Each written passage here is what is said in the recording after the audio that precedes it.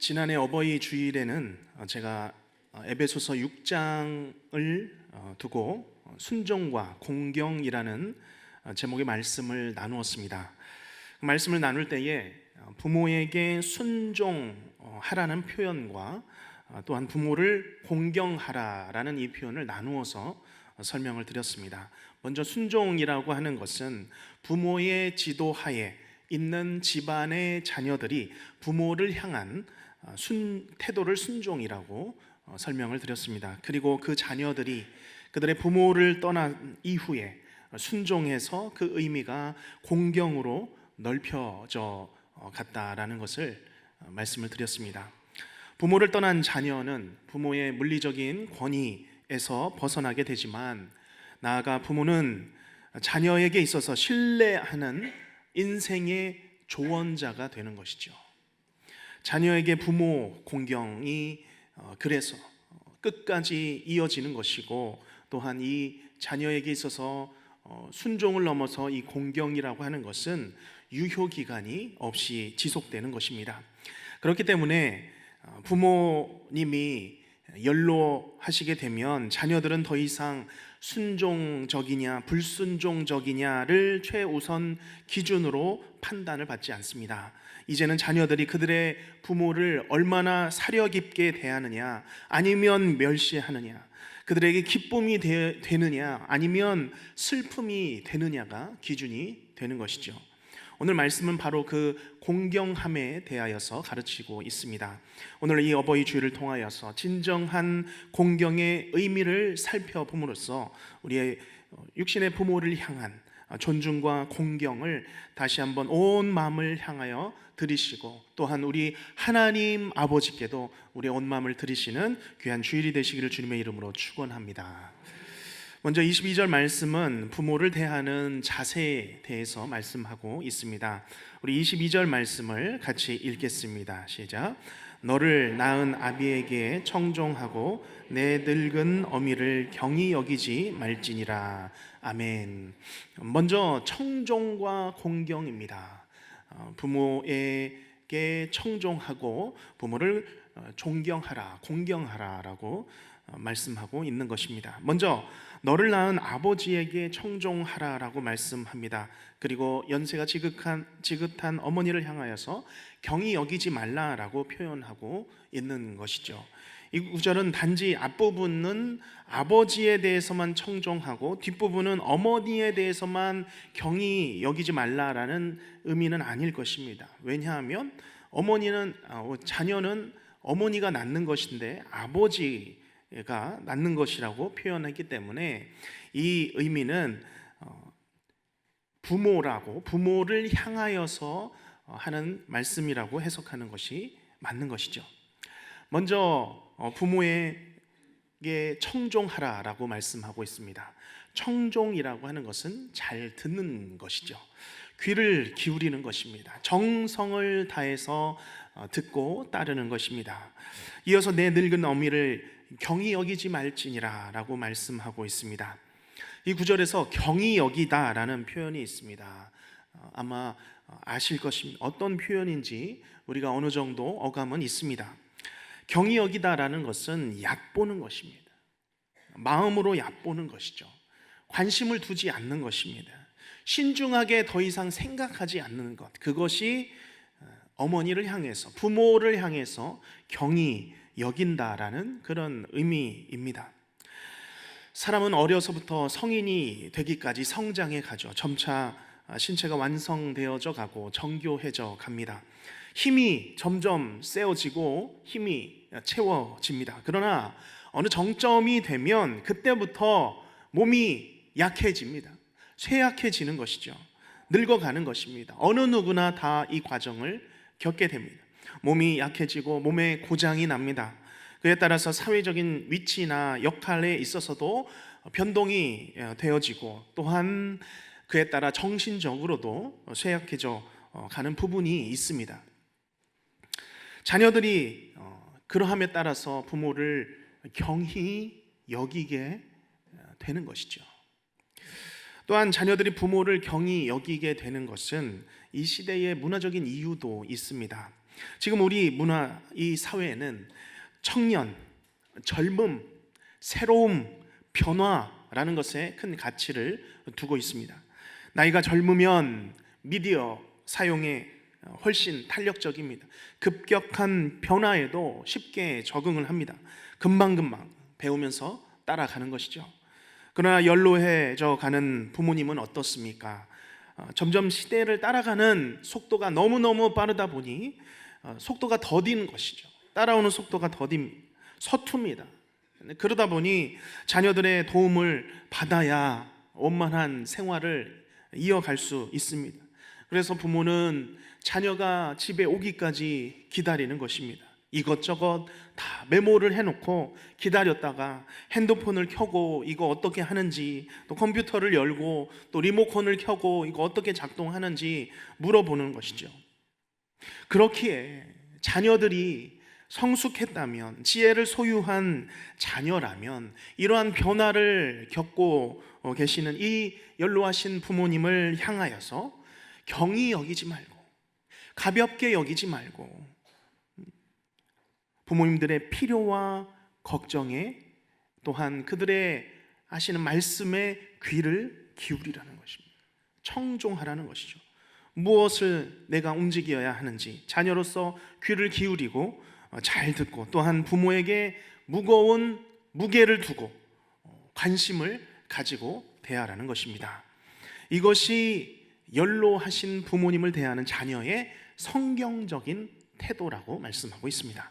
사람의 연소함 자체로 업신여김을 받지 않아야 되는 것과 같이, 마찬가지로 이 연로함 자체로 멸시당할 것이 아니라 연로함 역시 존중과 존경으로 대해야 될 필요가 있다라고 성경은 가르치고 있는 것입니다.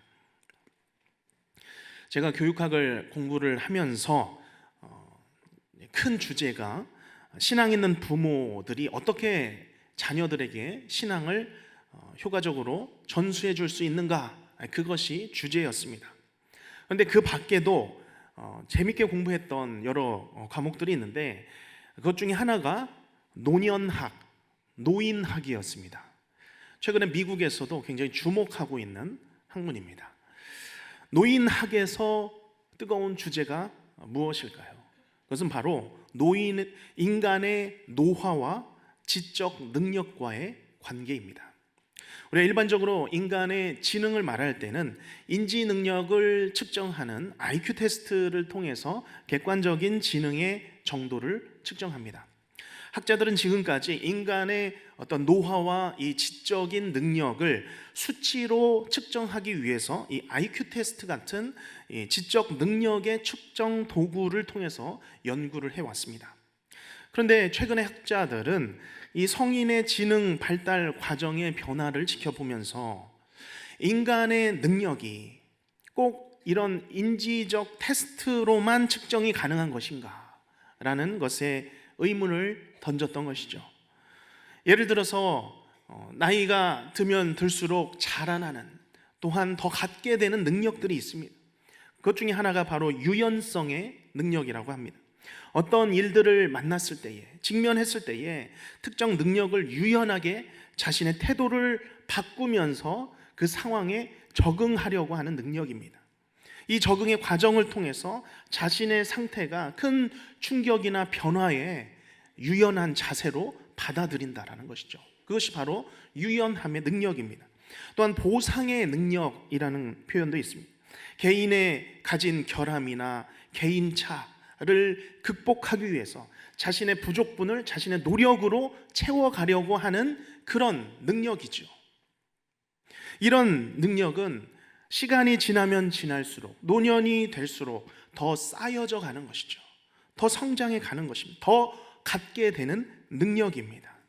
말씀드리고자 하는 바는 인간에게 있어서 꼭 인지적 능력만이 인간의 지능이 아니라는 것입니다. 그래서 학자들은 나이가 들면서 지능이 감퇴하는가라는 이 질문에 감퇴하는 영역이 분명히 있기는 하지만 그런가 하면 증가되는 영역도 있다. 성장해 가는 영역도 분명히 있다라는 결론에 이른 것입니다. 그것은 무엇입니까? 삶의 지혜죠. 삶의 통찰력입니다. 경험적 지능입니다. 회복 탄력성의 지능이죠. 유연성 능력입니다. 이 모든 삶의 지능들이 시간이 지나면 지날수록 더욱더 탄탄하게, 더욱더 강력하게 쌓여져 간다라고 하는 것입니다. 이런 이유들 때문에 이전에는 가장 존경받고 존중받았던 대상은 가장 그 동네에서, 그 영역에서 가장 연세가 있는, 삶의 모든 지혜와 통찰력을 가지고 계셨던 한 동네의 큰 어르신이었지 않습니까? 그때는 지능에 대한 개념이, 인간의 능력에 대한 개념이 지금과는 달랐던 것이고, 또한 잠언에서 말씀하고 있는 그 지혜라는 능력도 마찬가지인 것입니다. 우리가 섬기는 부모님들은 어떻습니까? 이런 면으로 본다면 부모님들께서 시간이 지나면서 변화하는 세상에 잘 따라오지 못하는 모습들이 보이기는 하겠죠. 스마트폰을 한 손으로 하나하나 눌러가며 입력하고, 키오스크 앞에서 어떻게 입력을 해서 주문을 해야 될지 모르는 그런 모습들, 또는 리모컨 조작에도 어려움을 갖는 그런 모습을 갖고 있다 하더라도 우리의 부모님은 나보다도 더 깊고 더 넓은 인생의 통찰력을 가지고 계시다라는 사실은 우리가 부인할 수 없다라고 하는 것입니다. 온 인생의 굴곡을 겪어오시는 동안 쌓아온 경험적인 지식이 있습니다. 상황적인 지혜가 우리보다도 더 두텁게, 우리보다도 더 그 나이테가 더 많이 쌓여져 있다라는 것, 우리가 부인할 수가 있겠습니까? 오늘 예배를 드리시는 분들 중에 아직 자녀가 없는 분들은 계시겠지만 우리의 모두는 다 부모님이 계십니다. 일찍이 소천하셨을지라도 우리에게는 부모님이 다 있으실 것입니다. 오늘 말씀처럼 이 순종과 공경이 우리의 부모님들에게, 또한 우리의 신앙의 선배와 어른들을 향한 마음으로, 그런 마음으로 드려지기를 주님의 이름으로 축복합니다. 이제 23절은 부모에 대한 청종과 공경을 넘어서 다시 한번 잠언의 주제와 연결해서 설명하고 있습니다. 우리 23절 말씀 같이 읽겠습니다. 진리를 사되 팔지는 말며 지혜와 명철도 그리할지니라. 아멘. 부모가 무엇보다 기쁠 때가 언제겠습니까? 자녀가 이 진리를 취할 때입니다. 진리를 붙들고 살 때입니다. 진리를 소유하고 붙들고 살아갈 때에 부모는 그것보다 기쁜 것이 없다라는 것입니다. 본문에서는 진리를 사되 팔지는 말며라고 말씀하고 있습니다. 그러나 우리가 어떻게 진리라는 것을 사고 팔 수 있겠습니까? 지혜자가 의미하고 있는 것은 어떤 방식으로든 어떤 희생을 치르더라도 이 진리를 소유하라, 진리를 갖고 있으라, 붙들라라는 것을 자녀된 이들에게 말씀하고 있는 것입니다. 깨어 있다면 평생이고 이 진리를 붙잡은 진리를 포기하지 말라, 끝까지 붙들고 살아가라 말씀하는 것입니다. 이 잠언서는 지혜에 관해서 계속해서 반복해서 말씀하고 있는 것이기 때문에 중간중간 이런 말씀들이 삽입되어 있습니다. 이 지혜는 궁극적으로 무엇입니까? 하나님의 말씀입니다. 궁극적으로 더 나아가서 길이요 진리요 생명이신 예수 그리스도인 줄로 믿습니다. 자녀가 이 진리를 붙들고 있다면, 자녀가 이 보물을 붙들고 있다면, 하나님의 말씀을 붙잡고 살며 예수 그리스도를 품에 품고 살아가고 있다면 그 부모님의 마음은 무슨 일이 있어도 다 만족하는 것이죠. 즐거워하는 것입니다. 부모가 전수해 주시는 하나님, 그분의 말씀, 곧 예수 그리스도의 말씀에 순종하고 하나님을 경외하며 하나님을 최고로 공경하며 살아간다면 그 자녀의 인생은 성공한 인생인 줄로 믿습니다. 여기 부모님들이 계시다면 이것이 부모로서의 가장 큰 즐거움이 되시기를 주님의 이름으로 축복합니다. 신앙의 세대를 이어가는 것이 가장 큰 복인 줄로 믿으시길 바랍니다. 또한 내가 자녀의 위치라면 이 참 진리를 붙들고 마땅히 공경하며 살아가시기를 간절히 바랍니다. 이제 본문의 말씀은 이렇게 하나님을 향한 신앙을 붙든 자녀, 진리를 붙든 자녀를 둔 부모의 삶이 어떠한가를 계속해서 설명하고 있습니다. 24절 말씀입니다. 24절 같이 읽겠습니다. 의인의 아비는 크게 즐거울 것이요 지혜로운 자식을 낳은 자는 그로 말미암아 즐거울 것임이라. 아멘. 부모의 즐거움입니다. 이런 진리를 붙들고 사는 자녀를 둔 부모의 마음은 즐거움을 두고 살아가는 것이죠. 기뻐하며 살아갑니다. 먼저 진리를 소유한 자녀의 아버지는 크게 즐거워합니다. 크게 즐거워합니다. 지혜로운 자식을 낳은 어머니 역시 그로 말미암아 즐거워한다고 말씀합니다. 먼저 앞부분에 있는 의인의 아버지가 크게 즐거워한다라고 표현하고 있죠. 크게 즐거워한다, 이 단어는 히브리어로 길이라는 즐거워하다라는 단어가 두 개가 붙어있는, 연속으로 중복되어 붙어있는 단어입니다. 즐거움의 강도가 일반적인 즐거움의 곱절인 것입니다. 배로 기뻐하는 것입니다. 우리가 흔히 즐거워하는 그 즐거움보다 하나님을 알고 그 진리를 알고 사는 자녀를 향해서 부모가 이만큼 기뻐한다는 것이죠. 내 자녀가 세상에서 잘 나간다고 그것이 즐거움이 될 수 있습니다. 그러나 곱절의 즐거움은 될 수가 없는 것이죠. 진리를 품고 살아가는 자녀에 대한 기쁨이 진정한 기쁨이요, 또한 영적인 기쁨이요, 내적인 기쁨인 줄로 믿습니다. 뿐만 아니라 후반절에 보면 지혜로운 자식이라고 표현하고 있습니다. 이 지혜로운 자녀는 하나님과 올바른 관계 가운데 있는 자녀를 말합니다. 하나님과 올바른 자녀 가운데 있는 자녀를 두었다면 어머니는 그로 말미암아 또한 즐거울 것이니라. 여기 또 즐거워하다는 단어는 이 앞에서 말한 즐거워하다는 단어와 또 다른 즐거워하다라는 단어입니다. 그러니까 이 잠언의 기자는 지금 즐거워하다라는 단어를 총동원해서 표현하고 있는 것이죠. 이런 자녀들이 부모에게 참 즐거움이요 인생의 낙이다라는 것을 말씀하고 있는 것입니다. 그것을 종합해서 25절 말씀 이렇게 말씀하고 있습니다. 내 부모를 어떻게 해요? 즐겁게 하며 너를 낳은 어미를 기쁘게 하라. 부모를 즐겁게 하며 부모를 기쁘게 하라라는 말씀입니다.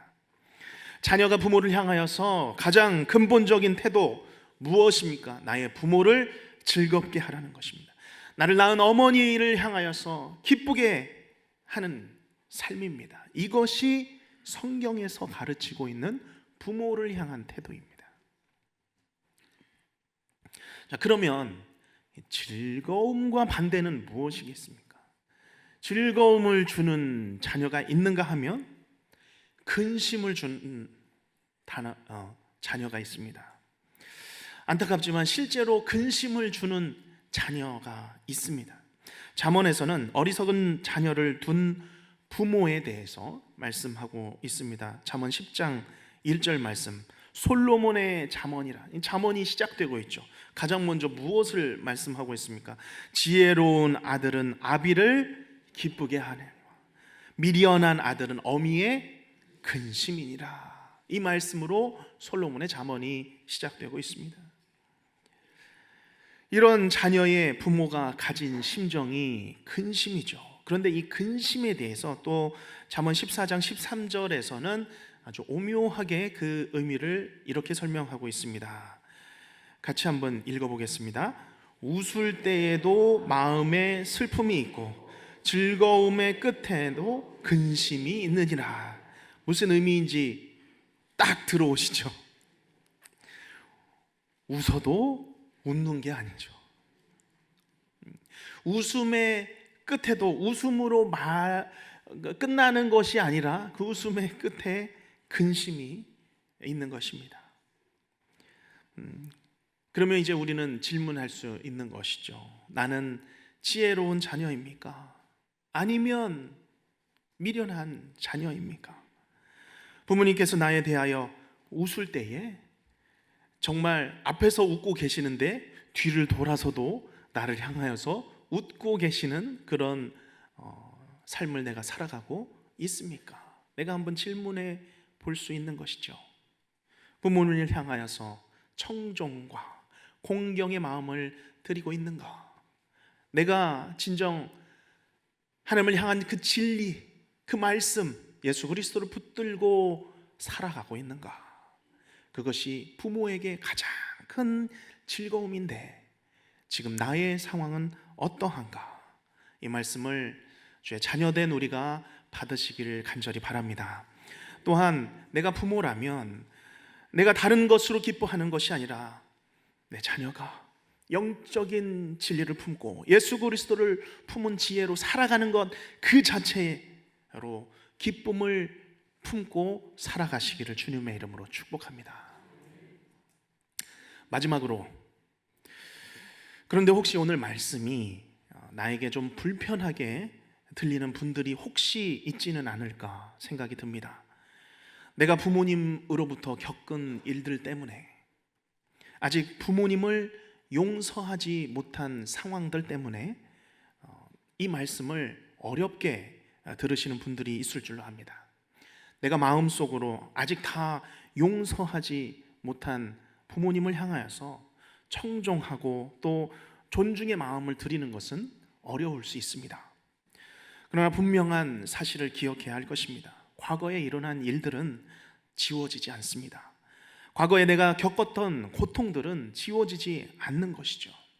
더불어 나를 잘못 대하고 또한 어려움을 주었던 대상이 여전히 변하지 않고 있는데 내 자신이 용서하는 것조차도 더 쉽지 않은 것입니다.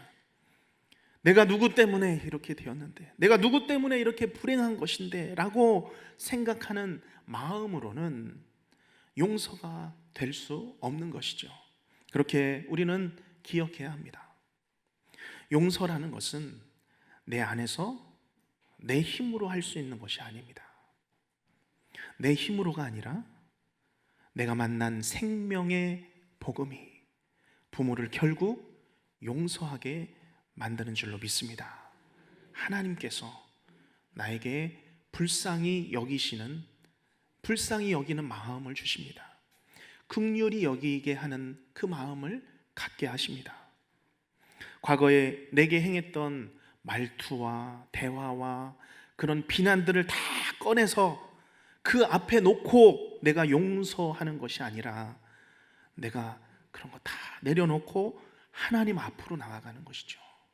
하나님 앞에 나아가 하나님의 불쌍히 여기시는 그 마음을 내가 그 앞에서 받는 것입니다.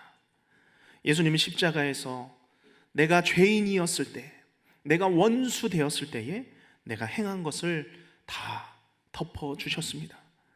아직 내가 죄에 빠져 헤매고 있을 때 나를 사랑하심으로 십자가에 달려 죽으셨고 나를 불쌍히 여기심으로 나를 용서해 주신 줄로 믿습니다. 오늘 우리 주 하나님께서는 다시 한번 우리에게 이 어버이 주일을 지나게 하십니다. 다시 한번 가정을 돌아보게 하는 것이죠.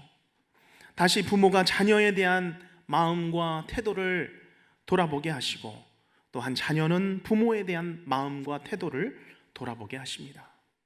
이제 오늘 주일 우리의 부모님들을 향하여서 감사와 존경을 우리의 입술로 마음으로 온 힘을 다해 표현하는 주일이 되시기를 간절히 바랍니다.